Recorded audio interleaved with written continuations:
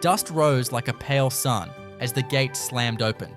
The crowd's breath hissed in the air, a living tide waiting to be stirred.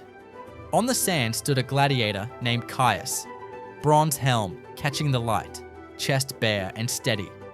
His grip on the gladius was sure, his mind calm, as if he could hear the heartbeat of the arena itself. From the opposite corridor came a sound that shook the walls, the raw, iron cadence of metal rings and a roar that shook the stone. A lion, gold-maned and luminous as a captured sun, was led to the center, eyes burning with a fierce, ancient hunger. The beast moved with dangerous, surprised grace, tail flicking, paws pressing the earth like drums. The referee's gesture cracked through the murmuring crowd, and Caius advanced. He did not rush. He watched the lion's shoulders, the way its pulse rode under its tawny hide, the tilt of its head as it traced his figure with ancestral focus. The legion's discipline lived in him. Inhale, exhale, observe. The lion charged first, a winter storm in fur. Caius dropped low, steel singing as it kissed the air. He felt the breath of the beast, hot and wild, as metal met muscle and the sand flung up like tiny suns. The lion's claws swept past his shield in a glittering arc. Caius rolled, sprang to his feet, and planted the edge of his blade against the jagged line where armor met sinew. But the arena was not a duel of raw brawn alone. It was a test of balance, of reading a creature whose life depended on instinct as much as the lion depended on hunger. The beast leapt again, turning the tilt of the sand into a moving, breathing hazard. Caius ducked under a savage paw and felt the tremor of the ground as the lion landed, a tremor that could unseat a man who forgot to breathe. In the next breath, Caius remembered the stories whispered by the traders and the veterans. A lion respects restraint as much as a gladiator respects courage. He sidestepped, not for glory, but for measure, and let the lion's own momentum carry it past him.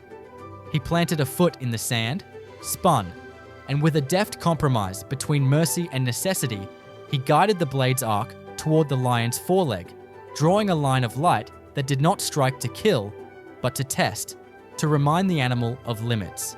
The lion's roar deepened, a low, rolling thunder, and then softened as the craft of restraint and the rhythm of fear met the discipline of the man. The crowd exhaled as one. The lion stepped back, not defeated, but subdued by the wary intelligence that had met it in the arena and found a way to coexist within a moment of peril. Caius did not press. He lowered the blade. The lion, proud and wind-weary, tilted its head, acknowledging the balance in the man before it. A soft chuff issued from the beast, almost a sigh, as if to say, "The hunt is a story, but this story can end with mercy."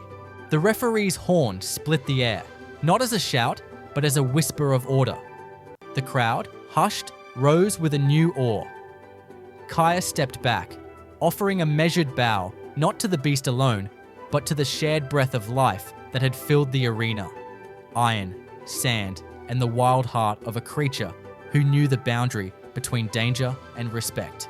The lion returned to its keeper, eyes gleaming with the old feral wisdom. Caius stood where he began, not unscathed, but unbroken. In the glow of the torches, their fight concluded not with a death, but with a vigil.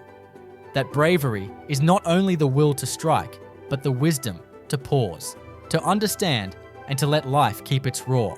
And when the gates finally closed, the arena held a secret in the hush between cheers, that a true champion is not only the one who conquers the lion, but the one who leaves the beast with its roar intact, and the man with a heart that remembers mercy.